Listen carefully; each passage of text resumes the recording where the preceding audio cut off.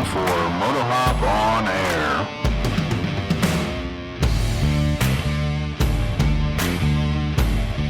Welcome to episode 28. Oh, great. I think you did that for episode 8 as well. Oh, dear. We are recording this, was it 9:53 p.m., Monday, May 26th, Memorial Day. Happy Memorial Day, and thank you to all of those who served. I understand the difference between Veterans Day and Memorial Day. I'm still recognizing those who served. Okay. Carry on. Also, a solemn Memorial Day. Indeed. Does this sound good not to you? Happy. This sounds so different than last week. Hopefully it's better for everyone. Let me... Sounds a little quieter to me. Yeah, let me bump our... Talk. Say something. How's that? That's better. Is that better? Mm-hmm. Yeah, I think I moved our mics up, but not our headsets. Oh, well, that's all right. It should sound good to everyone else. Yeah, hopefully. Yeah, date time, check. What's in your cup? I went on a journey. Okay. I started with some of the True Lemon powder, which is like just, I don't know what it is, dried lemon. They have them for lime. Actually, this is lime, but they have them for lemon. Mm-hmm. And then I added some cherry bubbly, thinking I was going to get this really cool, like zesty cherry limeade situation, but it's very tart. So then I added a little bit of like a hydration packet situation I have, since I know there's like a little bit of sweetener in there. Okay. And it's better. Well, that's good. It was better than the pre-workout. Better is good. Yeah, it was better. I mean, that seemed like a better option than like the pre-workout I almost grabbed, being it's 10:30 or 10 o'clock at night. But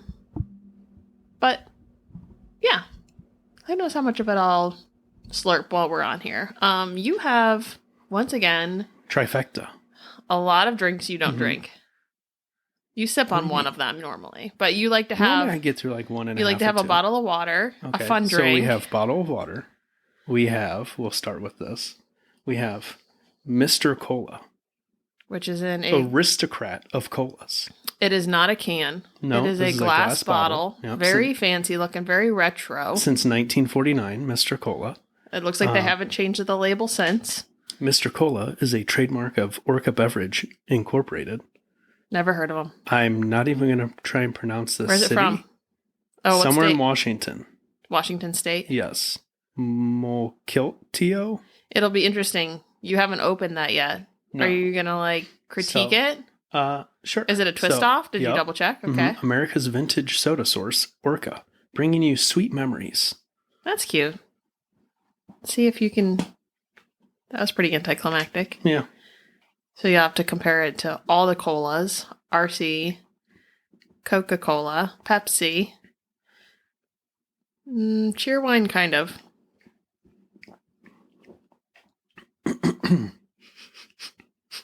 I'll sniff it. RC-ish. Yeah, not pretty light. Yeah. I like that. He said RC-ish. Yeah, I'd say that's pretty good. Mm-hmm. I like it. I'd be interested to compare the sugar content because it does not seem as sweet and as syrupy. Oh, God, you're giggling. That's not good. All right. Not my problem. It's 39 good. grams. That's a lot. Well, they did a good job at making it taste good with that much sugar because normally it grosses me out. Yeah. Well, I think they offset that with the 85 milligrams of sodium. Oh, yeah. Salt helps. 0 grams of fat. 150 calories, and this may be surprising, but no protein. You could add a little bit of... So what I've been doing with root beer is we buy the 40-calorie root beer from Menards, which is actually really good because I'm very picky. There's a lot of root beers I hate, and Menards has a very light root beer option. And you can add a little bit of vanilla protein drink to that. And it turns it into kind of like a root beer float without...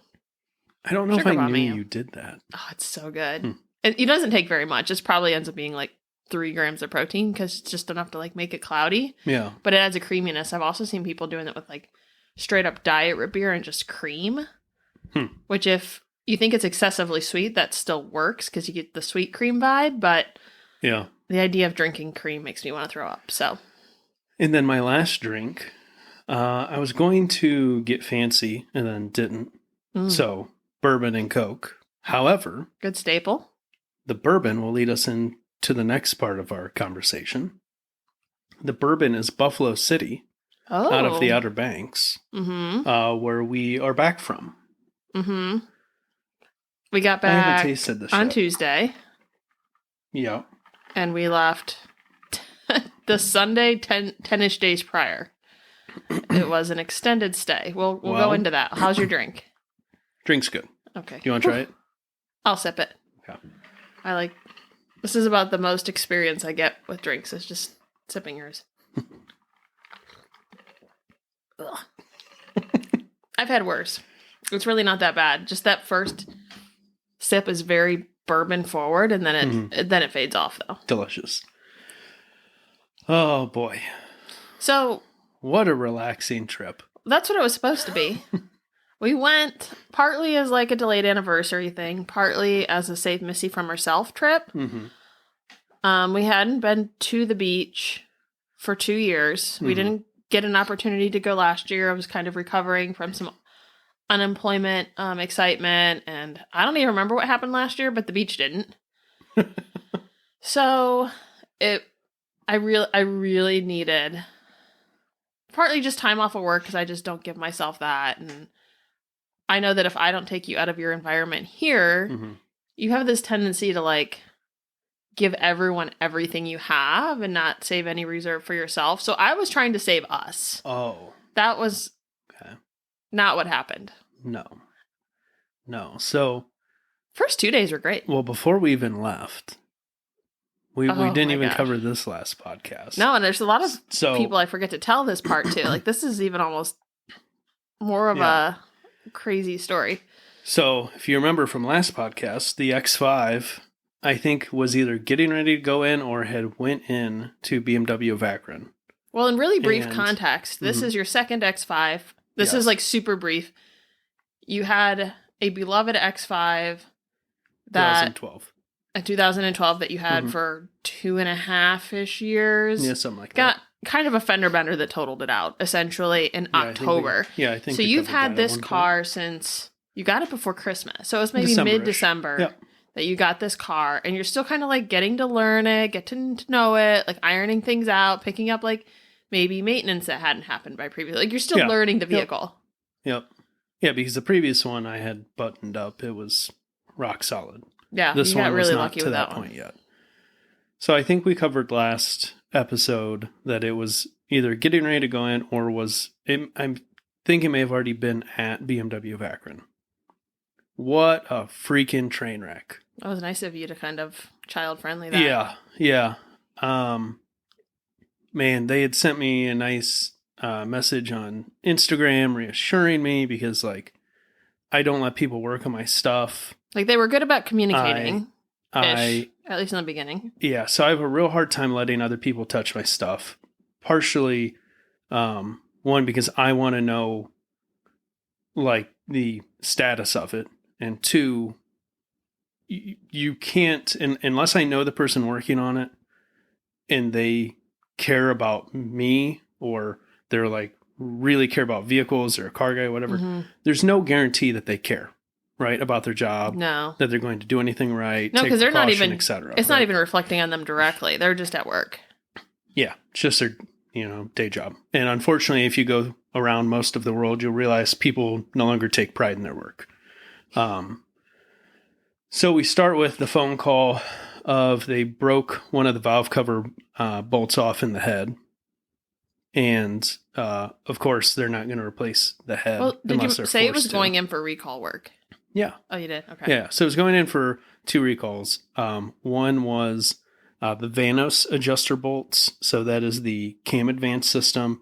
The adjuster bolts were recalled for becoming loose, or the heads would break off of them. Not good. And then the second one was PCV heater. That one wasn't as big of a deal. I think they just added like a fuse to the circuit or something. So first phone call was them breaking a bolt off, one of the valve cover bolts off in the head. Okay, to 2010, 150-ish thousand miles. I was not upset yet whenever they tried to sell me ahead of time on the whole, well, we're going to be in there anyways. You should really just have the valve cover replaced, but that, of course, isn't covered by the recall, and it's $600. I already had a valve cover ordered. My plan was to do it when they were done with their work, which was supposed to take a single day. Mm-hmm. Did not. They had it till Thursday. This is where you put up the little SpongeBob. 2 days later. Yeah, 2 days later. So they drilled out and helicoiled the valve cover bolt into the head. I ended up looking at it. Not the worst helicoil job I've seen. The weird part is the other matching bolt on that valve cover has a like shielded collar that obviously isn't there anymore.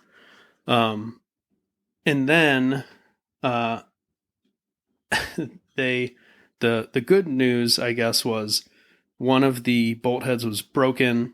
It was up top. They didn't have to drop the oil pan, which then makes me question, why are we 2 days into these recalls if we didn't have to go chasing bolt heads? It did get a new, I believe, exhaust side Vanos adjuster because of that. They tell me they're getting it all buttoned up and then call me and tell me that the starter has died. Okay.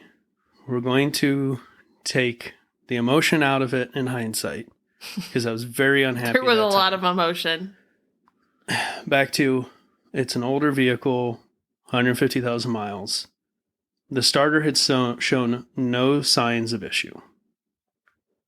But it probably works out well for them when they are done with replacing the Vanos units. They have to build oil pressure without firing the engine. So I don't know if they pull the ignition coils or fuel pump, whatever. They just lean on the starter. So they're just cranking the starter over and over and over and over and over again for who knows how long to, quote unquote, build oil pressure. Mm-hmm. Sure. Get it? That is likely what killed the starter or, made it find its grave while it was sitting there. So she did. What'd they quote me? I think it was almost $2,000. Yeah. What I think the breakdown was it was either $1,000 and some change for the starter and like $900 for labor or vice versa. Yeah, I don't know that you. It was like those $2,000. Details. Wasn't happening. They put it in an end spot that was essentially impossible for the flatbed to get to. Has to be flatbedded because it's an all-wheel drive. And, essentially, you told them no, thank you, and we. Oh yeah, and I'll be up with the tow truck. Yeah, you called me and was like, "You need to figure something out. I'm too angry to deal with it." So I pulled up my AAA.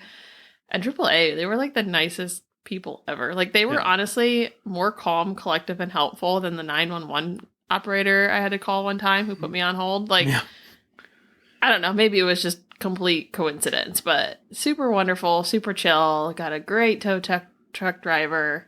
Yeah. So at least 2 out of 3 were pleasant experiences. Yeah. So my next favorite part is service department closes at 6.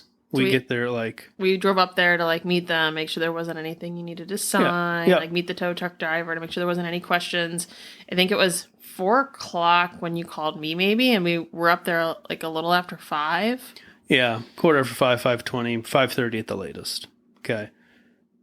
The service advisor that was dealing with me and the tech that was working on it both were gone. While they knew that I was on my way up there. Not only that, but if they're open till 6, they told you they'd be there till 6. Yeah, and if I didn't make it by 6, that the keys would be with the sales manager or something. Mm-hmm. So, bravo, way to dip out and refuse to have a conversation. Yeah, they did. Tuck your tail and run. They didn't even say anything on their way. I don't know what.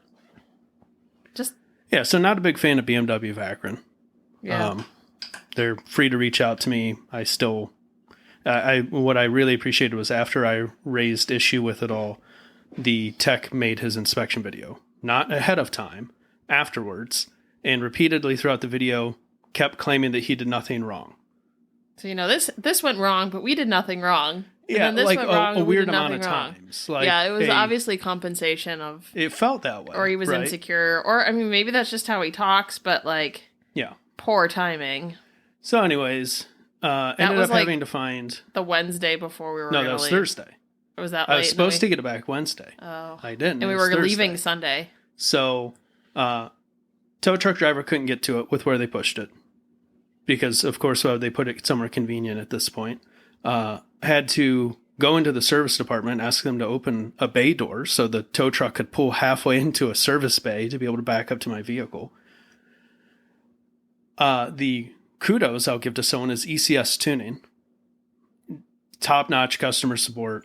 I know people online have complained about them. I've never had an issue. We are lucky to have that company as close to us as we do, especially if you were in German vehicles at all. Called them, was like, hey, big favor to ask. I know curbside ends soon. Is there any way you can pull my order for the starter and bolts so I can grab it tonight? They're like, let me check the warehouse. Came back. They're like, they're going to pull it right now. It'll be ready when you get here. Mm-hmm. So again, round of applause for ECS Tuning. Fantastic. So you went and got the starter. Mm-hmm. I went back to work. Yeah. And then got off work and went to work on the X5. Mm-hmm. So Thursday night, ended up staying up until 8:30 the next morning doing starter, valve cover. I don't remember what else. I don't know. Checked a bunch of stuff off the list of stuff I was trying to get done before we left. Now, the starter, I will tell you, is in an inconvenient location. The intake manifold and everything attached to it has to come out to get to the starter. So, not the end of the world, not super fun. Was convenient because that was at least out of the way to do the valve cover. So, before we end up leaving, I get valve cover. Oh, I replaced, I had gotten new, plastic trim around the engine bay below the windshield because that was, old and deteriorating, so replaced that. Starter, a couple other things that aren't coming to mind right now. And then Saturday did both differentials and the transfer case fluid. So I'm like, cool, we are buttoned up, ready to go. Mm-hmm. Tires were good, fresh fluids all around, valve cover was done, plugs, coil packs, starter. What possibly could go wrong? I hope you didn't say that out loud. No. That's probably the problem. No. Well, we made it down there. Yeah, flawlessly. Made it on the beach, drove on the beach the first day. Yep, went and got our parking pass to go up on Corolla Beach. Not crazy North end of inexpensive. No. Kind of annoyingly priced at $50. Yeah, I don't remember ever spending $50. No, because this is the first time we've ever been down there since that went in place that we were during season and had to have one. Oh. Before, they never had that. Then they added it, but we were pre-season before it became needed. You were there before May 1st last time. Yeah. So, it's been Monday, up on the beach. Mm-hmm. A little bit. Yeah. Driving down. I enjoyed it. You don't seem to think I enjoy it because apparently I talk like I'm stressed or something. But yeah. I love driving on the beach. Bad energy. It's my favorite place in the world. As you white knuckle it and cuss everyone out for being idiots. Vintage day. Well, I guess I'm going to be sentimental, spending time with family. You don't have to. No, legitimately. That's then fine, vintage days. Then the beach. You could just say your favorite vehicle activities if you want to exempt. Whatever. But anyways, it's up at the top. Driving on the beach and on the Outer Banks, phenomenal. I love it. Tuesday, I think it was, maybe Wednesday. I think it might have been Wednesday. Wednesday. You went out to rinse the salt off because Tuesday it hurricaned down there all day. Remember? It wasn't. It wasn't an actual hurricane, but it was about 60 degrees. 40-mile-per-hour gusts of wind, constant rain. Torrential. In between torrential and world's heaviest drizzle. So no matter what happened, you were getting wet. Yeah. Which then I wanted to stop at the car wash. Let me go to the car wash. I was just going to hit the automatic because I wanted to get all the bugs off from the drive down because the front was just destroyed with bugs. And it had been soaking at that point. Yeah. But and the automatic, of course, was shut down. So I pull into a manual bay. Anyways. Drenched. Yeah, so Wednesday you go out to, I don't know, double check sand or something. I don't remember. I don't know. Oh. I was going to go do the airbags. I was going to do, because we had downtime, I was going to do something I enjoyed, which was modifying a vehicle. So I bought some Airlift 1000 bags to go in the rear springs. Mm-hmm. And that's when I realized the driver rear coil spring was broken. Mm-hmm. And that's when your mental health went dramatically downhill. It wasn't horrible yet, because I'm like, okay, game plan. Watched a video, real-time YouTube video, 8 minutes. Mm-hmm. Start to end on replacing the spring. No big deal. But obviously you have very minimal tools with you. Yeah, I've got my travel set, but I don't have jack stands. I've got a scissor jack to change a tire, and that's so I don't know right? if it was Wednesday or Thursday. Then we drive around acquiring jacks and stuff, and you say, okay, in a perfect world, it'll take me 8 minutes. Yep, overnighted in 8 hours the later. springs again from. Oh no, I think those I brought from FCP, because I don't think ECS had the springs and the odds and ends for the springs in stock. So when step one, there's one bolt you have to remove, the lower shock bolt. The angriest bolt we ever met. Did not want to come out. Mm. Breaker bar had depot socket rested on a jack stand, so I didn't put weird force on the bolt head. Had a wrench on the end of the breaker bar for even more leverage. It's not going. It gets to a point that I have nothing left to give to turn this bolt. And it's our only car. We're in the Outer Banks. It's not like we can just call someone up. We know one person down there that we can't really pull favors with. It was just a connection from our wedding. The photographer, I still talk to her. And was that was Thursday? Yeah. It was Thursday, because then I ended up having Walmart deliver an electric impact gun, because I'm like, maybe this is going to get me out of it. Then I found it was too late because I didn't want to make a bunch of noise. I tried it a bit, and I'm like, we're just going to let this battery charge up overnight. First thing in the morning, we can go at it. Mm-hmm. First thing in the morning, go at it. Impact gun does nothing. Mm-mm. So meanwhile, we are trying to freeze the bolt with some air duster. Luckily, we were walking distance to a hardware store, but obviously I didn't fix it either. Yeah. At this point, we had soaked a bunch of penetrant oil on this thing.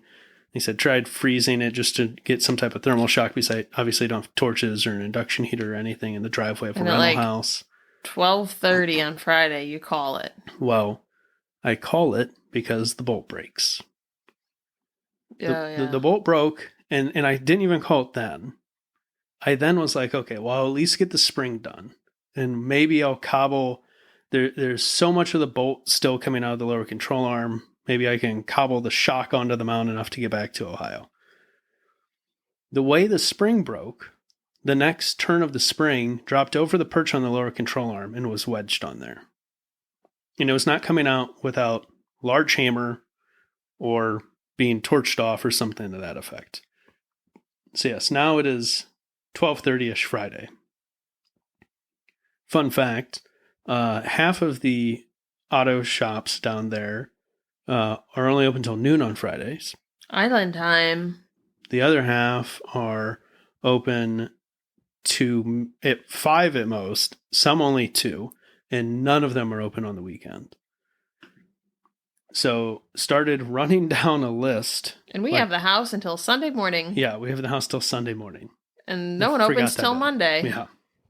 To even barely know if they can get you in. Yeah, so I'm calling people and writing them down as I call them to make sure I'm not double calling people. And everyone's like, nope, not even a next week. Most of them are just so far out they don't even want to tell me when they could get me in. Some of them start telling me Thursday, which would have been this past Thursday. So 4 days after our rental ended. I eventually get to Lighthouse Automotive, which is in Manio on Roanoke Island. And they go, we can get you in Monday. I'm like, great. Let me see if anyone let me do my due diligence, make sure no one can get me in today or Saturday. If not, I'll call you back. They're like, no problem. Called a bunch of other people. One guy ended up texting me back. He said all of his lists were full with crazy projects. He told me everything he had going on. He's like, but If you can't find anyone, I'll get you in Tuesday. So I called Lighthouse back. Secure your spot. Yep. And then you went to work. Well, what do you... Oh, what... Well, you had to find a rental for us. Yeah, I think you actually did that. Well, I had started looking, but I think you ended up finding I think out one. of emotion. Yeah. We just got a rental from Enterprise because... No. Oh. I meant where we were staying. We did get a rental car. I forgot about that. Oh, yeah, we had to find... Yeah, we had to find a rental home and a rental car. Yeah. We had our 2 dogs with us, so it's not like we could just find the Holiday Inn. Some of them do have pet-friendly places, and technically we didn't have to relocate off the banks. Yeah. But we did because we wanted to see this island anyways, and found a place that was very excited to have our dogs. So we figured... it was 2 blocks from Lighthouse Automotive North where the X5 was going. Yeah, so I mean, you could go over and watch it. Yeah. Basically. Yeah. So Sunday we pack up in the Enterprise rental and relocate to Roanoke. And while we're there, you found out there was another issue. Remember? With the car? Yeah. Well, that was Monday. So they get it in Monday. Yeah. So and this is an interesting point because again, I had told them nothing to criticize them. I was just shocked, I guess, in both ways. One, that the labor rate was as high as it was, and also that it wasn't higher because you have a bunch of tourists trapped. You can kind of charge whatever you want. Mm-hmm. So I guess kudos to them charging less than most of the places down there, I guess. They were around $155 an hour, which for here is kind of up there, at least from the handful of times I've paid labor rates places. I haven't been to Vanderveer, any of the Vanderveer dealerships in a minute, but last time I was there, I think their shop rate was $95 an hour. And that was a dealershiip. And the last independence I dealt with, I think, was $65 an hour. Cost of living, that Midwestern flair. So if someone wants a business idea, if I don't do it first, move to the Outer Banks. You can charge $200 plus an hour, and all you have to do is be open Friday, Saturday, Sunday, and probably just do tires and batteries for all the tourists trying to check out their house with flat tires or dead batteries. Yeah, just the random stuff. Yeah. But so they sent me the little vehicle report, and they're like, "Oh, hey, did you know that the passenger front strut has a broken spring?" No, I did not. And they were like, "But we can't get to that until Tuesday." Yeah. So I was like, let's just focus on the spring and the broken bolt. It was not fun for them. The aluminum lower control arm just is a giant heat sink, so they couldn't get heat into the bolt fast enough. They ended up, I think, snapping the bolt off and then just having to drill it out until it was thin enough to fold it in on itself. Does that give you a little bit of closure of knowing, though, there's nothing else you could have done? Well, yeah, I mean, if it was home, I would have It's drilled not like it out, you took it in there and you, in 2 minutes, they were it's like me opening a jar of pickles, you know what I mean? Yeah. I loosened it up for you, and then you gotta go make it look easy. Yeah, it wasn't like they walked in and were like, I don't know what the problem is. It just unscrews. Yeah, no. Honestly, I mean, they probably could have driven it home. Yeah. That thing was not coming out. No. So decided we ended up limping it home on the broken strut spring because that spring's not going anywhere. She made it. It's stuck on the strut. But yeah, so now on the list, I have to do passenger rear spring, both front struts. And while I'm at it, I might as well do both rear shocks. And then we have a full suspension refresh. And Don't say it. I'm not going to, but it will have a lot of new pieces at that point in time. She should be feeling pretty good. Yeah. But let's not get cocky. Yeah. And then the other last, got to have one more thing happen while we're there. We decide to be proactive. We take the rental car back the night before. It's due Monday night. Tuesday at 10. And I was like, I do not want any other responsibility. Everything is already harder than it needs to be when you're trying to live out of a suitcase with 2 dogs that really don't get out very much. So their digestive systems were a little questionable at times. They weren't really eating. That is one way to put it. Yeah. They weren't really eating consistently after we relocated the second time because they're such creatures of habit, the poor things. And we're just rehomed again. Plus, we take them to these new places want to go out and get breakfast and need to run errands and like get food every time we want to eat. We have to like leave the place, leave the Airbnb. And so they just assume that we've like taken them somewhere and abandoned them because they're just little drama queens. So I don't know if they're that bad, but they could be worse. They could be destructive, you know. But on top of that, like I didn't take any extra days off of work. So Monday I'm trying to work. Yeah. Tuesday I'm fake working while we're driving, doing as much as I can. Yeah. And I wouldn't call it fake working. I took a call on the road, but there was a lot of stuff I needed to do that I couldn't do. Yeah. But anyway, so we dropped the car off Monday night, and it's like 9:30. I'm already exhausted and overwhelmed with everything that has happened. My nervous system is not very resilient, so I'm tired. And I think at that point, no, we already did lash out at each other. We had both lost it. We both spiraled at the same time, which is generally, we do a pretty good job of talking ourselves out of it. But at some point, it wasn't a good time. We both spiraled at the same time. And we're on the way home. Then we went and got food. Yeah. And then we were on the way home. Then we were on the way home. Well, back to the rental place. Ish. Yeah. Temporary home. And you start dropping profanities. Well, because I started thinking through the process of, we knew we had more because I now had jack stands, spare parts, and it was not all going to fit in the X5. So but at this point, we had went to Harbor Freight and gotten a cargo carrier, and I was thinking through in my head what I was going to need to put the cargo carrier on with the hitch tightener thing so it didn't rattle. Yeah. And I was like, where's my socket set? Well, where else would it be?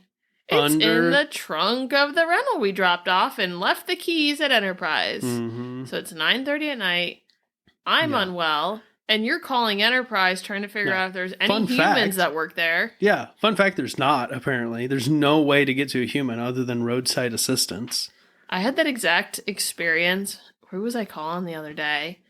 I was trying to call the mortgage bank because we changed homeowners insurance and they hadn't paid it. I don't know if I told you that. That hadn't gone through. That hadn't gone through. So they're like, you need to contact your bank. So I call the bank. And then press 2 for if you're trying to get a hold of mortgage, and press 3 if you got any other questions. And I was pressing 2 and 3 back and forth in a spiral, and there was no way to get a hold of a human. At all. So, hope everyone's really proud of their AI, because consumers are pissed. Yeah. But anyway, phone trees have already gotten pretty bad, but but everyone just thinks that everyone can be replaced now. Without even trying or ever calling their own systems. Yeah, trying to deal with their own, I do need to confirm that one through, though. I ended up finding just a forum. Casually learning about our life while we record. It's fine. I didn't want to tell you because there's nothing you could do.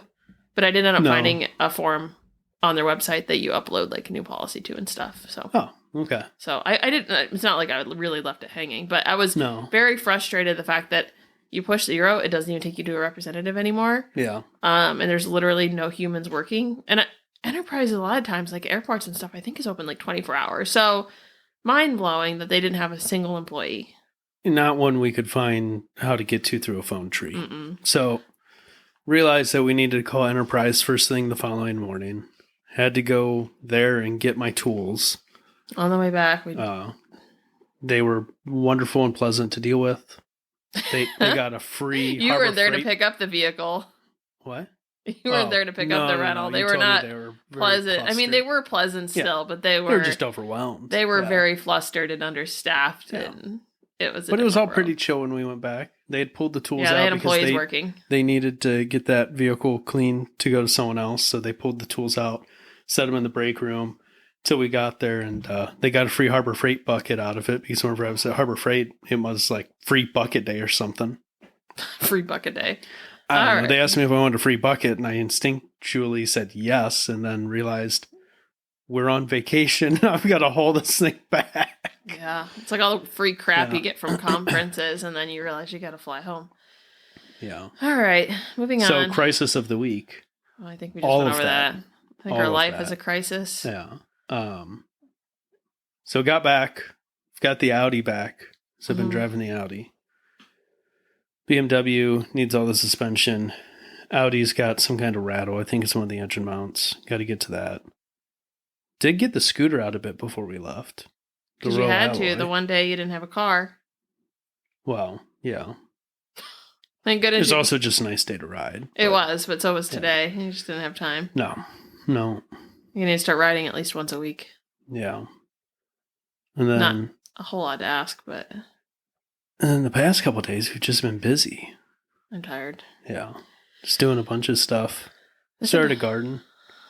We'll see how that goes. Growing some peppers. It's like 2 small containers with plants in them. I would not call it a garden. It's plants. Okay. What would you call it if not a garden? I mean, I guess it's container gardening. It's not very large. It's just funny. I mean, I already changed my title to farmer. Of course you did. All right. And then got the toter home out. Mm-hmm. Started cleaning it up. Vintage days prep. Yeah. Do what you can do while you have time to do it, basically. Because I went through all our June weekends. It's pretty much gone. It's blown. Yeah. And we're going to try and maybe do an automatic transmission swap before vintage days somehow. Every vehicle project has such bad vibes. It's like, you better have a backup plan if something doesn't go right.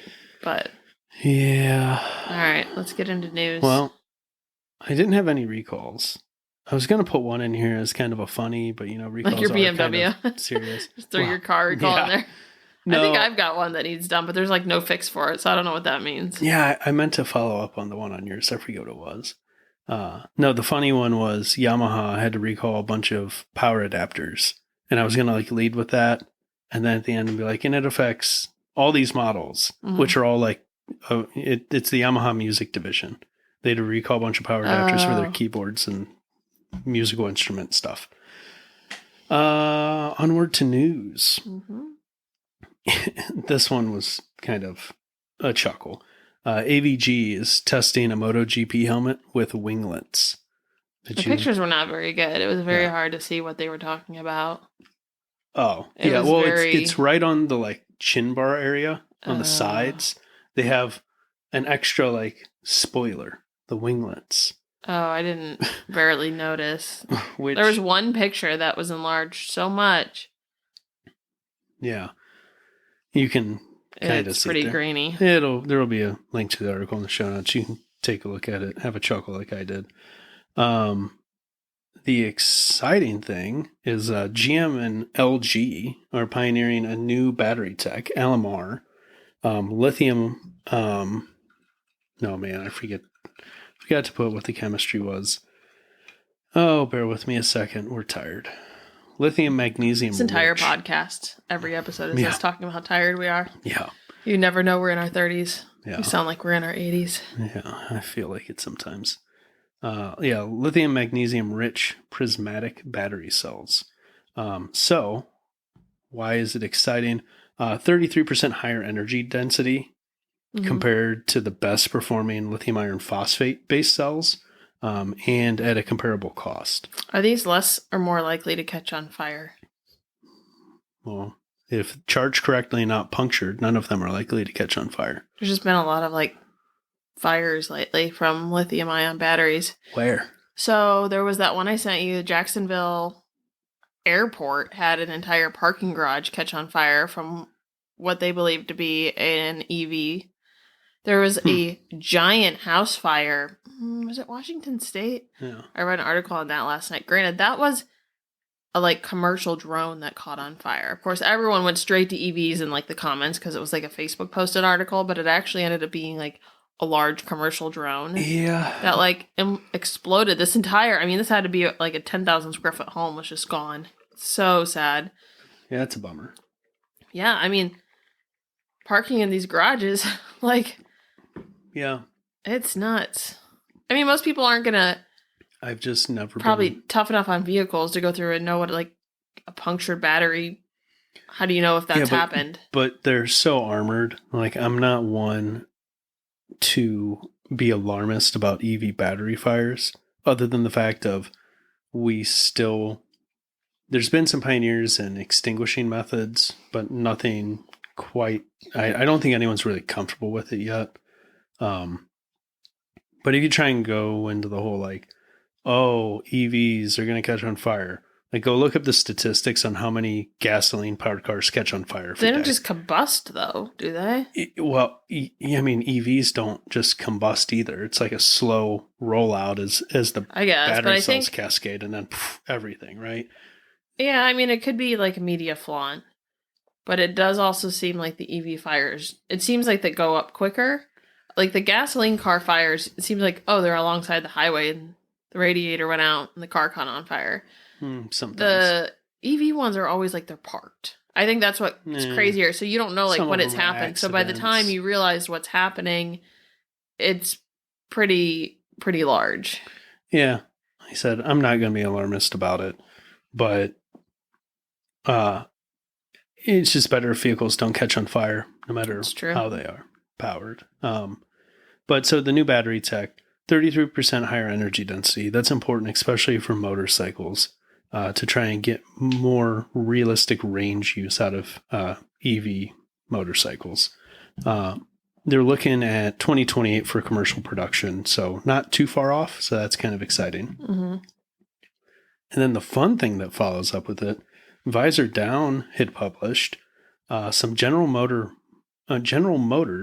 motorcycle patents that surfaced. It looks like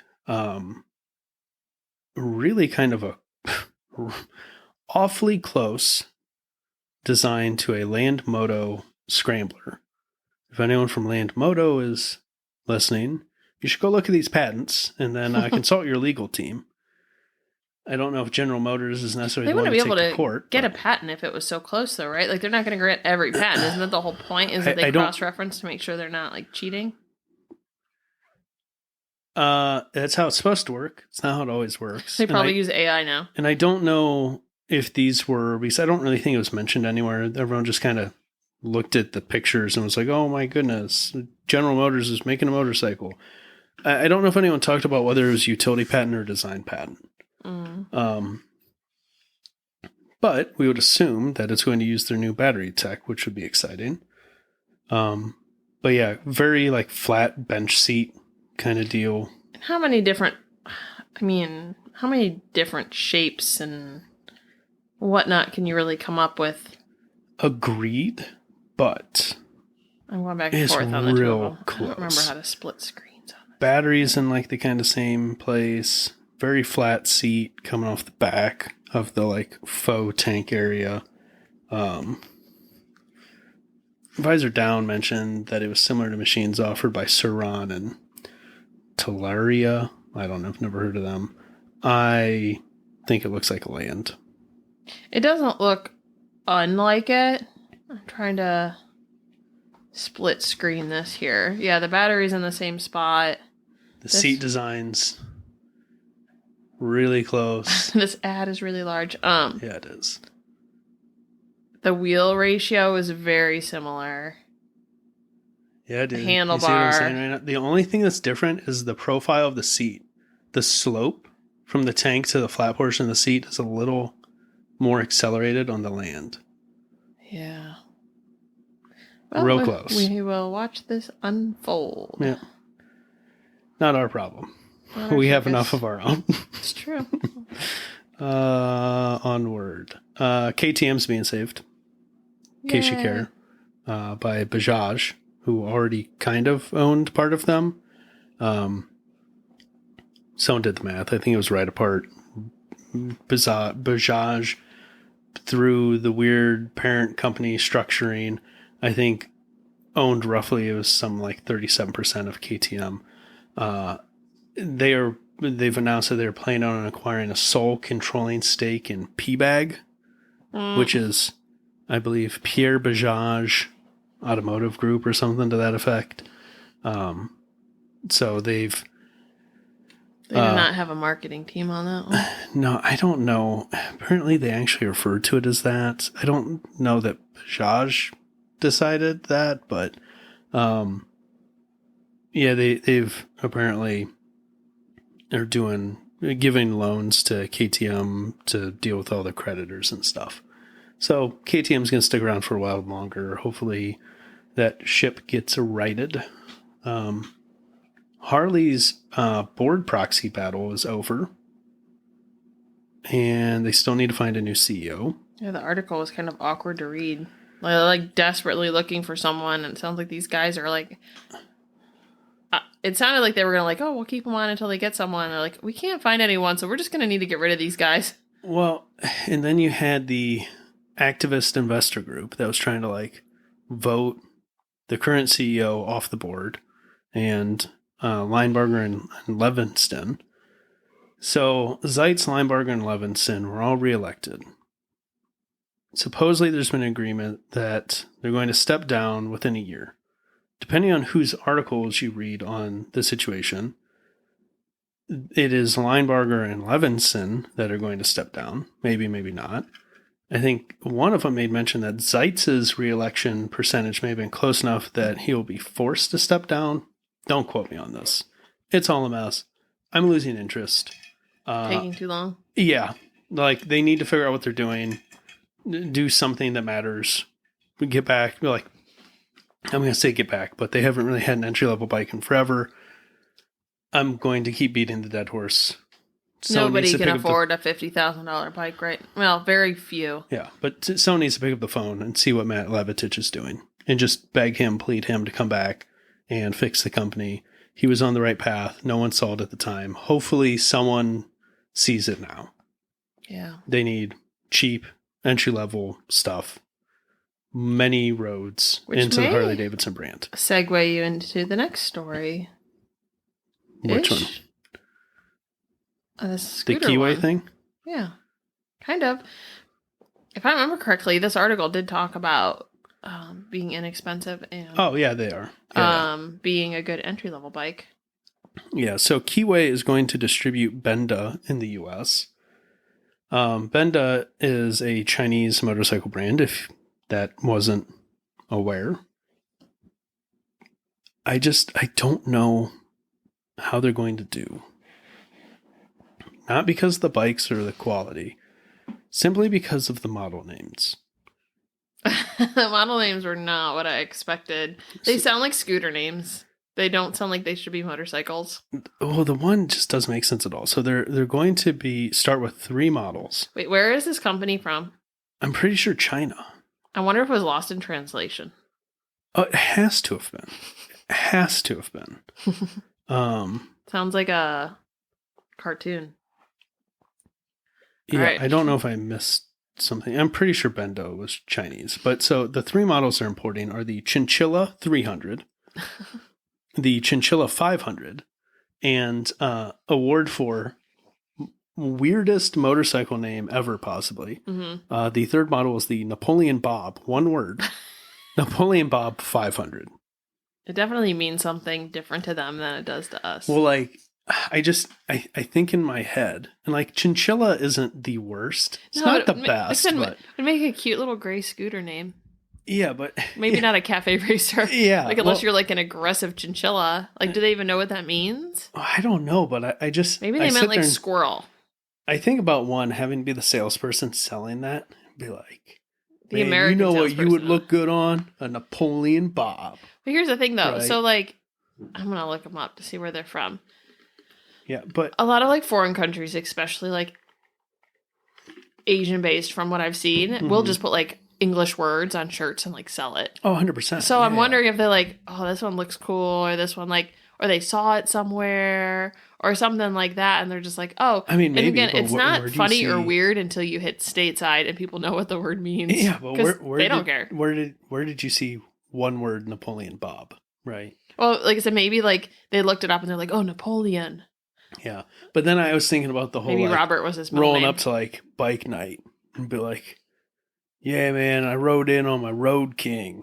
I didn't mind Napoleon Bob. I parked my Chinchilla 500 over at the curb, right? It's just like Hangzhou,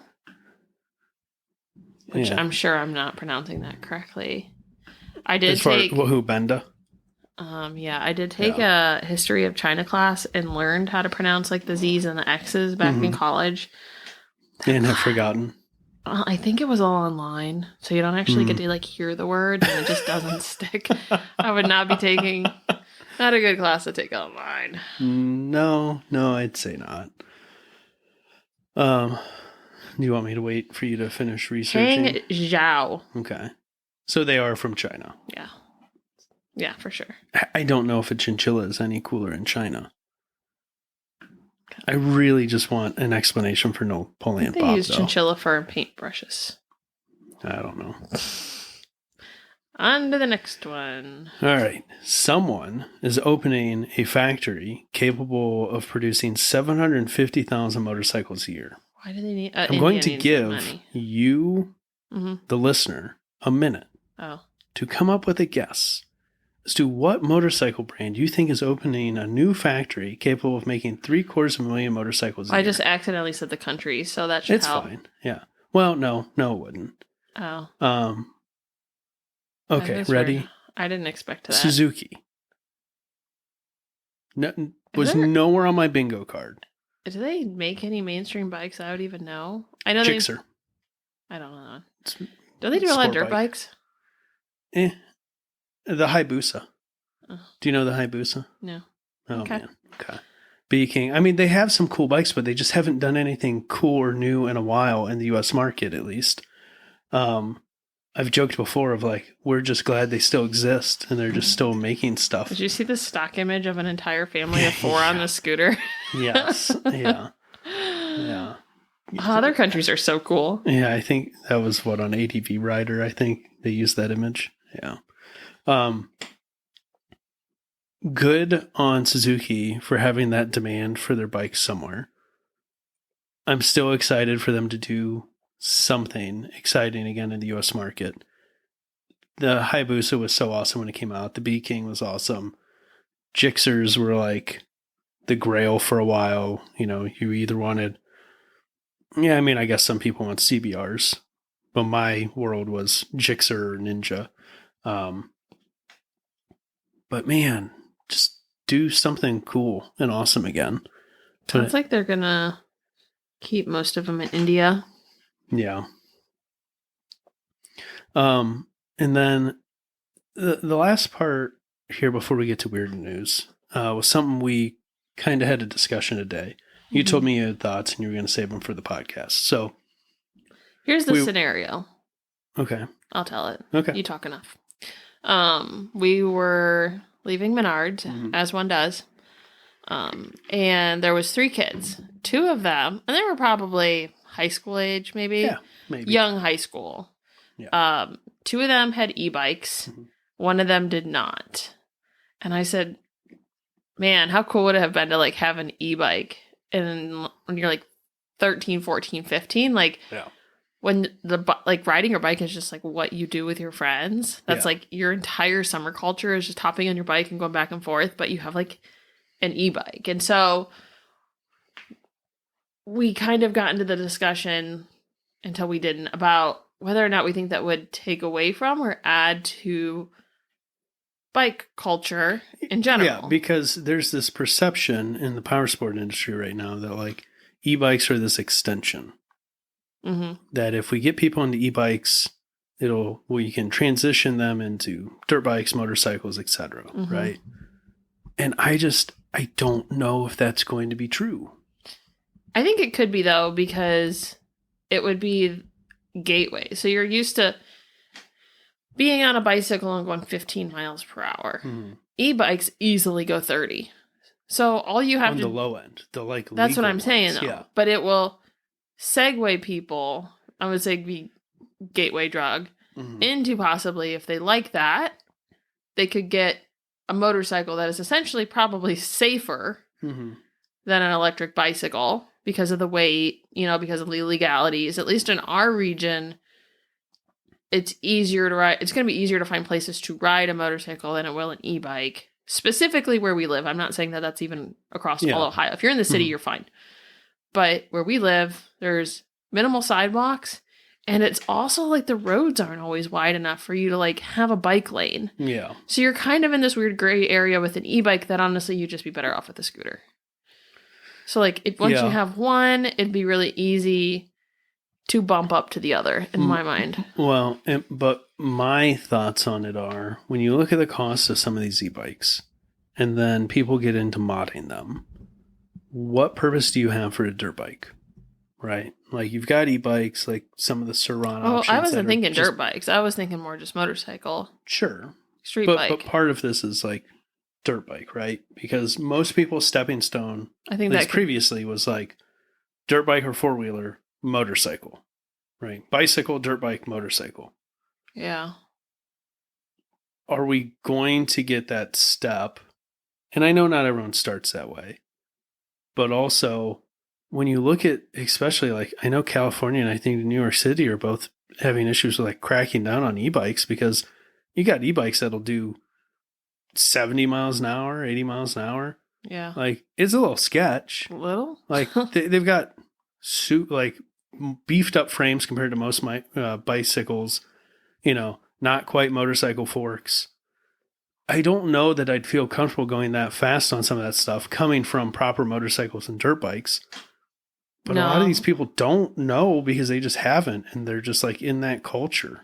But I feel like that's personal discretion of like, yeah, but my car also goes 160, but that doesn't mean it should. Like some of that is just common sense. Like what they would need to do if they were worried about safety or whatever is just put regulations on manufacturing and start regulating them a little more. Yeah. But I guess like, yeah, but that's not going to stop people from modifying. But there's already electric dirt bikes. So yeah, there's just going to naturally be that gray area, and each track is going to have to consider out what's legal. Yeah. You have to make sure that it's legal right in the street, and then there's just going to be overlap. Like I don't think you can sit down and say definitively like this is going to replace this or this is going to do this. There's just going to have to be regulations like at a dirt bike track about what can be used and what can't be. And they're just going to have to enforce that. You know how many times I rode at a dirt bike track? No. 0. Okay. Rode a lot of dirt bike. So then why's your head in dirt bikes? Well, I just mean like I rode a lot of dirt bikes. Oh, I never went to a track. Okay, like, so then backyards, trails, like sure. So then what would there be loss and overlap with? Like who cares? E-bikes are probably way more affordable than a dirt bike is. Like yeah, the question is, are you losing the dirt bike sale? And if you lose the dirt bike sale, will they still transition to a motorcycle? Right? Is it as big of a boon to the power sports industry as I think some of the power sport industry thinks it is? Like I don't know, because like I've ridden yours. Mm-hmm. Yours goes way faster than I think it should. Yeah, me too. Like it's just really fast to be on a bicycle. We took it to Mid-Ohio and I felt like it was too fast. Yeah, just zoom. Like I'd rather yeah, it felt weird. That and I was really high up on it as compared to everyone in their little like mini bikes. It was weird to be on. It just felt too fast for the environment. And I'm like, who's really, I mean, I guess if you're in the city, but ultimately I just want pedal assist. I don't need 4 gears or whatever, like I just want a little help going uphill. Yeah. So I don't know. I guess like this could be a whole roundtable discussion of people. And I don't know, in the end, does it really matter? I mean, but you could easily take an e-bike and put it in the trunk of your car. You could easily take it up a flight of steps if you live in an apartment. Yeah. Like, the is it replacing or is it bridging a gap?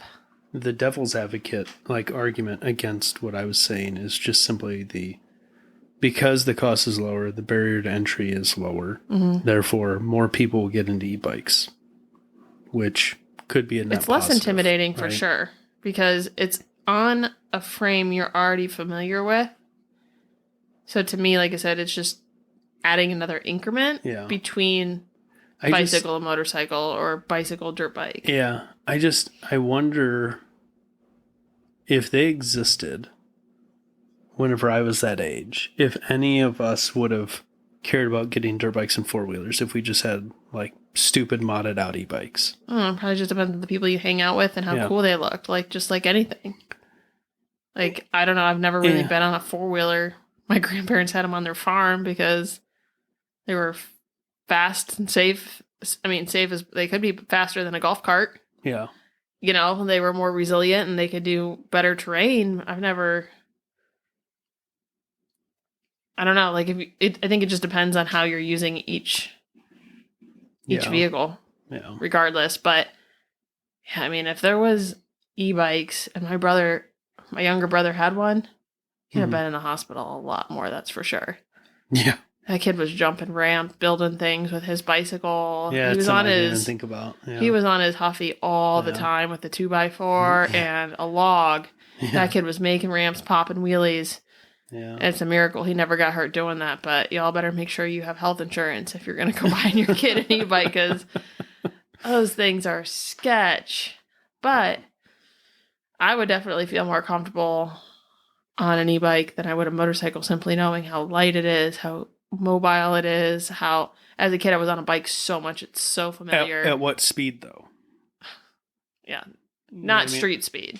Yeah, not 35, but I'm just saying, like, that's what I'm I'm uncomfortable like full speed going downhill on a regular bike, but yeah, I think at a certain point it's just mind-blowing to me watching videos of people comfortable on these e-bikes doing like 50, 60 miles an hour. Like, I know the bikes they're doing that to are a little more built up than your standard e-bike as far as like frame stiffness and suspension, etc. But it's not motorcycle level. No, I mean, we're not talking durability. We're talking about I'm just talking about stability and feel at speed. Like it's got to be scary. You should not be going that fast on something that light.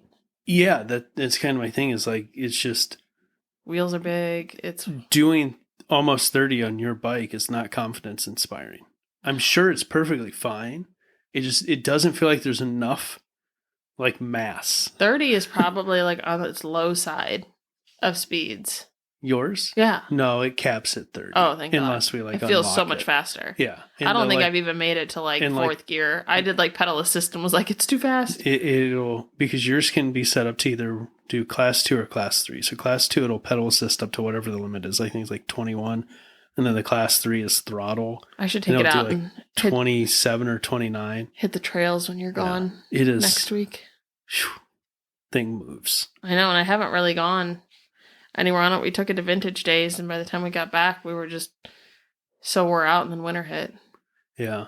We rode it a bit whenever I got the electric mini bike because we like raced. We would have taken it to the beach if we had room. That would have been a perfect use case scenario. There's so many bike trails, especially because it was off season, so no one was on them. It might not be as good during this like prime season. I want to take it on the beach. I saw the one. Remember, we went walking on the beach and saw the track from the Fat Tire bike. I wonder if you need any sort of permits or anything to ride on the beach like that. I don't know, but that'd be pretty sweet. Probably awful for the bike, but it probably depends on the motor. You think they have brushless motors in them? I don't know. As long as you don't, I would walk it on the soft sand, and then when you get to like the rim and spokes, but chain. Yeah, it depends on how much of that you don't. Didn't seem like a lot of the sand was blowing up, but I'm sure it's always I'm thinking more like salt spray. Yeah. But, yeah. That'd be sad. Well, next time we go to the beach. We'll have at least one. Yeah. Just in case the car breaks down, someone can ride home. Oh, boy. That was my worst nightmare scenario. I wish we would have somewhere without adequate tools to be able to repair. I wish we would have rented bicycles. Yeah. But by the time we had like one day left, it wasn't worth paying to rent like an extra $100 for like one day. I'm like, you can buy a bicycle for $100. That's what we should do. Yeah. We should go down there, look on Facebook Marketplace, and just buy a bicycle. Yeah. Yeah. We I will say before we get into the weird news, so the car we rented was a GMC Acadia, a newish one, if not brand new. Actually, it didn't have that many miles on it. I forget what was on it, but I think it was under... like 12 or 13, I think. Yeah, I was going to say it was under 20. So got to experience some of the newish technologies. Some of it I hate. Yeah, the radar, like cruise control, pretty sweet. I didn't use that. Because as you drove most of the time, though. Yeah, as we were like getting into traffic, it just automatically slowing you down is nice. The haptic it goes seats. Back to that. So it would I don't know why the seat for like cross traffic. It vibrated for me when I was returning it, and I was like looking around, being like, "Why did you just do that?" Did you get the red light flashing on the windshield? I don't think so. I have no idea why the seat would randomly just vibrate. So it'll do it from my experience. If it gives you the red light on the windshield and vibrated, it was like there was an object in front of you that you couldn't see, like in your blind spot in the front, right? So if you're like pulling into a space. And they give you no like courses on these when you pick them up. No, and the worst part was so much of it didn't give you any like explanation when it happened. Yeah, it would be nice if there was like a little quick reference guide, like a but index also, card or something in there being like, hey, things to look out for. Especially because like, I mean, I'm driving the newest car I've ever, well, that sounds dumb. My last car was only a couple years old, but it had like crank windows and stuff. It was like a base model, right? Cassette player. Yeah. This one, my current car is, I mean, it's a 17, but it just doesn't have all of the like crazy stuff, like no touchscreen, nothing like that. I imagine I'm not in the minority of having a car that's more than 5 years old. No. Especially people that are renting one down there. I don't know if that's supposed to be some sort of status thing, but like... But leave that out of it. Be the person designing that UI. Yeah. Your UI is not intuitive enough for someone to get in and understand what's going on. Mm-hmm. Right? My seat is vibrating and there's a light blinking on the dash. I have no idea what's going on. Yeah, I'm in a car I'm not familiar with and things are happening. Should I be concerned? Yeah, like I think at one point I finally saw the message whenever it like vibrated the side of the seat. We were parking at one point and I had like put it in reverse to like straighten up in the spot because it did have a really cool 360 camera. Mm-hmm. My X5 has like 270 degrees, which I thought was enough until I experienced 360. That's the bad thing about driving a nicer car. Yeah, the 360 or was newer nice. Anyways. It doesn't mean it's nicer. But a car drove behind us while we were sitting there, and it buzzed the side of my seat to let me know that there was cross traffic behind us. And it gave me that message on the center console thing. Fine. The rest of it, like I ended up just figuring out because it did it enough times that I like figured out the scenario it was in. But it feels weird having to be the one to do pattern recognition to figure out why the car's doing something. Very Also, silly. I said while we were driving it, the touchscreen, like it's got a giant touchscreen in the center and it does have some physical buttons. Not to sound like Boomer? well, I was going to say bougie, but the BMW iDrive system, it's my favorite. If you're going to have like infotainment, well, it's not like we're driving a physical knob, so I can like I can without looking at my screen. If I at least know what screen I'm on, I can like know how many clicks, click or twist, back to get back to get to wherever I need to go. Here's the thing: is we need to stop feeding into the stereotype that BMWs are bougie because the BMWs we're driving, my $5,000 BMW, is 15 years old. Yeah, like my 15-year-old BMW. That broke down twice this month. Let's not act like we have any sort of status because of the brand we're driving. We bought this car because it was cheap. I know, and you're feeding into it. I'm just saying. We need to not do that. But it is like their system. It must be patented. It's weird that it's not on anything else. Yeah. But like I said, it's old and it just works. I think you said they still have it on the new ones, don't they? Yeah, they're still doing iDrive. That's just crazy. I think Mercedes had something similar and maybe Audi, Volkswagen. So maybe it's just a German thing. Maybe. I don't know. It's really nice though. Having a jog wheel to navigate your infotainment is fantastic. I think it's going to be much easier to use while driving than touchscreen. I wonder if they have data on the amount of accidents caused by someone like changing the climate on a touchscreen because it's so hard to find. No, but someone just released data that touchscreens, then I think it's the next revision of like, I don't know, European maybe crash testing standards or like vehicle safety are going to limit the amount of touchscreens like that a car can have because some of the data, I'll have to find this so we can go over this more next episode. Yeah. Basically, it is as dangerous as drinking and driving. Yeah, because it delays your response. You're distracted. Yeah, well, you have to full up, like I Well, that said and like to you the light on those screens messes with your like night vision. Yeah, I mean, you can dim that and night mode and all that stuff, but like I said to you, Yeah, but it's still I- like a shift in how your eyes work. you can generate muscle memory to some extent, but like because there's no tactile feedback, you are looking over and making sure you are hitting the target every time you go to deal with the touchscreen. How does that software update? Does it need to be like plugged in, or will it automatically update when it's on your home Wi-Fi network? Because if Depends on the vehicle. if you assume you know where those buttons are, and you get in your car and there was a software You're update like, last surprise, night, UI change. right? Like, Yeah. I think it's going to be kind of one of those things that backtracks. Like, first of all, I think we should all start sending each other like snail mail. But when you get real, I'd love to go back to pagers. Can we go back to pagers? Okay, boomer. Give me pagers. Did you even ever have a pager? Mm-hmm. How? Oh, because How did you not go straight to cell phones? No, I had pagers. I had PDAs. I loved all that weird tech. You are weird. Yeah, give me a pager and a Motorola StarTAC, man. Let's go back. Okay. I don't need a I didn't camera even have phone. those. Okay, so moving on. Weird news. I thought you were going to say something else, but okay. No, Yeah, I here's think the we're weird just rambling. news. Multiple news outlets, because the link you posted isn't even the one I thought you were going to post in here. No, I found more interesting data. So you go over the story, and I'll dig for the quote that was good in this. Yeah, so multiple outlets have been covering this startup, quote unquote, that's doing a diesel motorcycle. First off, I love the idea. I want a diesel motorcycle. I have an infatuation with diesels. They're like roughly $50,000. Not a good price.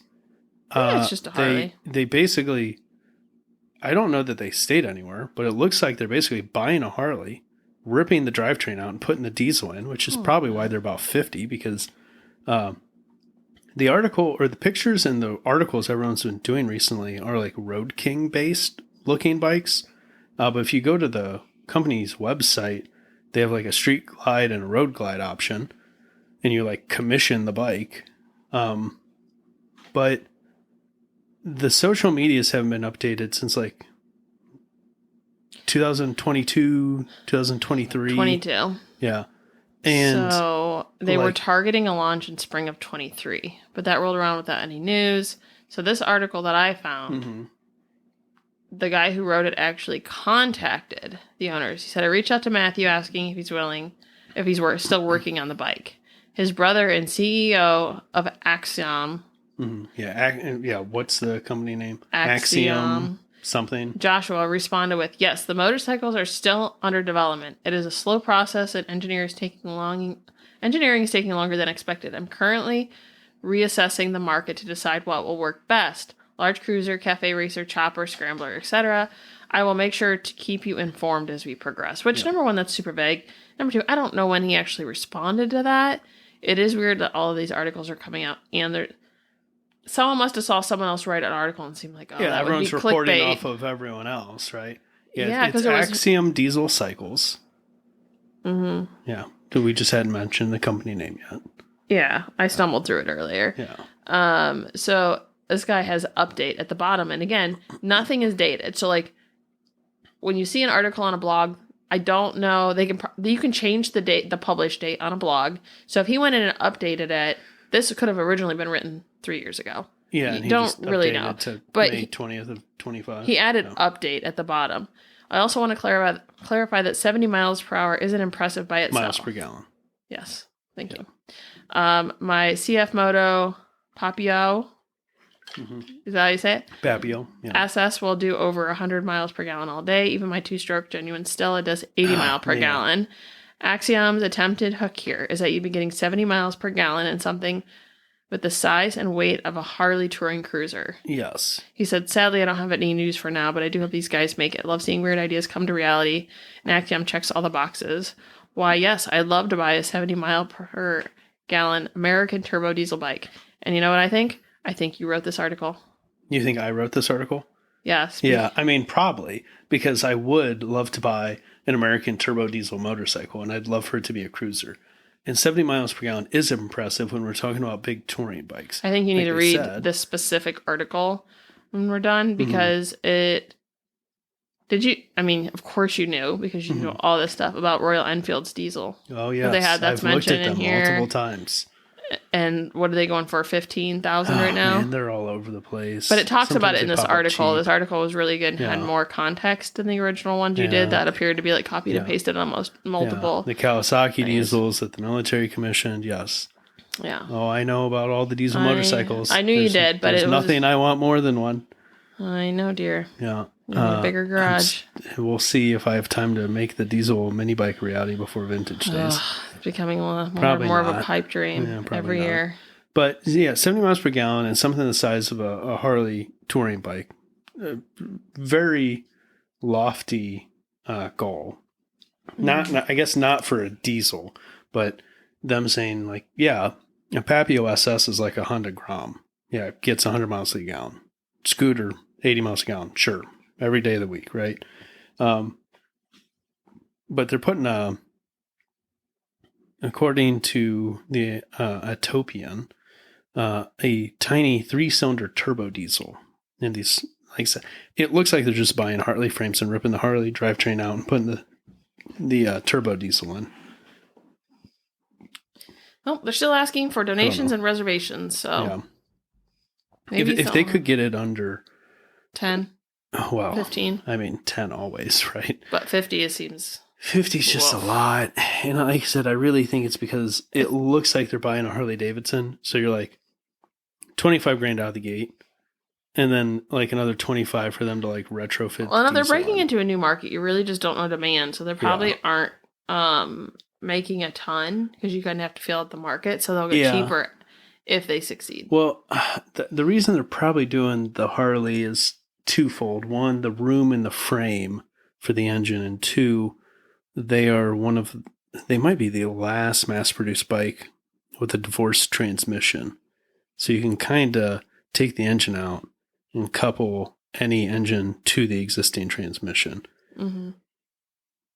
It feels like it'd be cheaper to do a custom frame and like an aftermarket transmission, or if they could find a way to do a like retrofit these into older used bikes, like find some old Kawasaki Vulcan so you can pick up for like a couple grand and slap the diesel in. Honda Trails. Yeah, I mean, whatever. Just get it under 50,000. Like that's just, it's lofty, man. It'd be cool if you can make like a kit. Yeah. But I don't know. I hope they do something. It just was weird that multiple outlets picked up the story and the company hasn't done anything new per se. But apparently they're still kicking. So that's exciting. Good on them. And then I see you added something here for us to end with. Mm-hmm. Well, I want to check and see if I was going to look up this bike. Okay. On their Instagram, but I don't know the company name. I was going to see if they were tagged in something, and maybe that's Axiom. Yeah. Trying to see if they were tagged in something on their Instagram. To see if that's maybe what like triggered all these, like if a lot of people are like following them and maybe they were tagged in something. But let me pull them up real quick. I didn't even look at their social media. I don't know what it would be under. I think it's Axiom Diesel. Dot Motors? No, but no, yeah, that's a Axiom car. _ Diesel. Let's see. Most recent tagged was 2020. Their most recent post was April 17th, 2022. And 72 followers. Yeah. Very Yeah, they got 73 now. I followed them. Oh. And they only have 17 posts. 7 tags. How did they get any traction? How did anyone even find them? They had a prototype of their bike that they took went to the IX Center. They took it to a couple of the IMS shows. RIP IMS. Pour one out. Bring back the International Motorcycle Show to Cleveland, please. Gives me something to do in January-ish. Yeah, they took a prototype bike, which, I mean, looking at it, it's probably a Dyna, maybe. I guess it could have been a Road. No, I think that's a Dyna. And they took it to a couple of the IMS shows. And then the rest of the poster, like them retrofitting a diesel into what appears to be a touring frame. And then nothing. So. Yep. Maybe someday. Yeah. So your last item here? So we've started making Vintage Days swag. Maybe it's not swag. Yeah. Merch. I've started so we did shirt. our I Survived Vintage Days before. Yeah, we've had our shirts. We sold a handful of them, a couple dozen last year after the fact. Something we really didn't, with everything going on that we were doing with the camper the week before, it just wasn't able to be prioritized to actually have done before the event. So this year... I'm just realizing now how many projects we seem to do that involve lost sleep. It's sickening. And it makes me a lesser good person. Sleep is a priority in my life. But hoping to get ahead of it this year, I'd say the design is 80% done. I think I'm kind of nitpicking at it now just to like really love it. I like it. I thought of a couple other things, Dad. Okay, so we're doing a map of Vintage Days on the back. Yep. Pretty snazzy, with all the fun little, I don't know, what would you call them? Well, we're going to call tourist it attractions. Community-derived, like, points of interest. Yeah, the community added a little bit to it. I did go into the Facebook group and threw up a like concept of it. Or no, I just threw up Google Maps aerial version of it, so people could kind of add to contribute. It. I'm really paranoid about uploading designs to the internet now with all the AI. AMA is welcome to hire me and pay me a bunch of money to make them cooler shirts. Their shirts, I think, are a little bit lacking. They have such good intention. They have such a good organization, and they just don't have cool designs. Their stuff is sad. Their stickers are poorly printed. Like, I mean, honestly, I think my favorite shirt that I've ever seen them do is that one, the gray red cap one that I bought.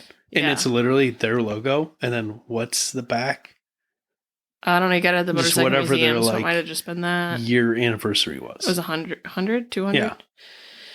But, so our goal is not to take anything away from them, but to add to it. Yeah, an alternative option for people. Yeah. And so I posted that thing on the Facebook group. It's always interesting to see what people say. Yeah. I would say there wasn't a lot of bad feedback. I was pleasantly surprised. There's always the people that don't read the comments. Totally get it. We're the same. Yeah. Guilty of it as well. But yeah, I think I did a pretty good job capturing almost everything the first time, all the fun little areas. Yeah. I do need to figure out something for the burnout box, but there's just not a good little BB icon that like really like says what it is. There's a lot that goes on in that corner. I was honestly surprised that there wasn't more going on that we didn't know about. I think it's funny that there's like two groups of people. People refer to it as like the burnout corner or the burnout area. Oh, it's Kentucky corner, isn't it? Well, but like Kentucky corner and like Captain's corner people are like the same group of people as far as how they refer to it. Yeah. But there's these people that are like, oh, it's the burnout area. And they don't like get the whole Captain's corner, Kentucky corner thing. Like, yeah. I don't know. I'm trying to get both in there. I guess I haven't heard. We don't use Kentucky corner as much. I don't even know why it's called that. Because the Captain's group is from Louisville Moto. Oh, okay. And it was a group of like people from Kentucky that all congregated in that corner originally. I'll probably try to reach out to the captain. He used to be pretty responsive on social media to see. He responded to your thing. He was one of the responses. Oh, really? Yeah. He must have like a real name. He does. Oh. Yeah. I'll tell you his name. Okay. Yeah. Well, we can look into that because I want to like see if there's anything we could do to partner up with him if he just wants to. We'll get him. I don't know if he's got any secret social media channels where he actually has fans or if he's just a personality at Vintage Days. So he's kind of just like a local celebrity, which is honestly based on my local celebrityness to like our tech world is the perfect level of celebrity. Yes. So like when you're in with your people, you're a big deal. But when you hit the streets, no one knows who you are, and it's a beautiful thing. Yeah. I wonder if anyone runs into him outside of Vintage Days. It And he's has just like, any idea. the captain. Probably not if he's sober. I wouldn't recognize him. Yeah. In case anyone listening is not part of the Vintage Days Facebook group, in case you were unaware, everything's canceled. They seem like pretty. Yeah. Side-by-sides canceled, pit bikes canceled, everything canceled. The whole event canceled, potentially shirts, I think. I feel like maybe we need to put like a bands. little like trade. Maybe we'll do a little asterisk at the bottom that these shirts were almost canceled. Yeah. Or something. These shirts were banned. Yeah. It's very much taking on a DEF CON status of like. No one else going to know what that means. Well, I'm sure there's someone listening who's like in InfoSec. There's a running joke that DEF CON is canceled. Which is just a conference. But yeah, so it's kind of funny. I guess you got to like be in it to get it. But I'm really surprised at how little activity there is in the other campground. It's just like. Because they want it to be that way. They everybody want it to be else. boring. Yeah. Well, and then except for the one guy who was looking for somewhere quiet and safe for his family, and everyone's like, maybe. Well, half the people are like, state park. over in that side, and then the other people are like, nowhere. Nowhere, just give up. Nowhere is safe. Just find a community park down the street and just pitch a tent there. Yeah. But we do have some ideas for additional stickers and stuff. The only hard part is like, obviously, we're not really going to sell stickers there. So, I don't know. Maybe we'll put them on the same storefront that people will want to buy stickers while they're buying shirts. But the shirts will be available for order online someday. Follow our Instagrams to know. I was going to say, you make a promise. Where am I? No, I'm not promising anything. I don't make promises I can't keep. But it is almost done. Literally, I have to just upload it. We do usually try to order one first. So I guess if I can get that up in the next couple of days, we'll order our samples to make sure they print how we want them to. Yeah. Probably do a shirt and a hoodie option because it gets hella cold at night. Sometimes. It was like 50 degrees today, I can't even imagine what weather's going to be in July. It's probably going to be freak opposite. But even when it's like 90 degrees during the day, it's still 60 degrees at night. Yeah, but also... It was chilly. What is going on? Like, we were in the 80s in March. For like a day. Yeah, like this past week, it is nothing went over like 60. 55 degrees outside, which is insane for almost June. Let's see, we're not into tomorrow yet. Our high today is 69. That is the warmest it's going to be. Every day is going to be colder than that except for Thursday until a week from today. Honestly, as long as it's sunny, I really don't care. I've got bad news for you. Oh, no. There's like rain all week. I'm moving. Taking Toter home to the beach. It was too hot there, so I don't know what I'm going to do. Yeah, it wasn't too bad. No, as long as you're by the water. It was humid. Like one day that was kind of humid. Yeah. Humidity is the devil. It was intriguing this year specifically how radically different the same temperature could feel. Just depending on like humidity and airflow. Well, yeah, just depending on which way the airflow was going, or if it was at all. Well, yeah, if the air was moving at all. Yeah, I mean, I guess what happens when you hit like 70 degrees. If it's a cool breeze, it feels like 50, and if there's no breeze, it feels like 90. Yeah, that's what we're up against. But keep your eyes to the social medias. Yep. I don't know. You're at motohop_. I think because someone has motohop and they won't give it to you. I think I'm... Yes, motohop_. If you look at my name, I'm Missy Motohop, but that's not my handle. No. Do you know your handle? I think it's Ms. Motohop. Yes, ms.motohop. So yeah, follow us on Instagram if you want to see these shirts the quickest. Otherwise, we'll mention it on whatever episode comes after us getting the shirts done. Yeah, and I try to post stuff in... the Facebook group doesn't seem very heavily moderated, so we might be cool with that. No. You wouldn't think that like AMA, but maybe it's not run by AMA. It's community. Okay, so then we're gonna be safe, but algorithms, you're never gonna see it all. Yeah, they'll be in the Facebook group at some point. Anything else? Not specifically. Okay, well, I think we'll call that an episode then. All right, good night. See you next week, maybe. Bye. Maybe the week after. We'll see. Someday. Bye.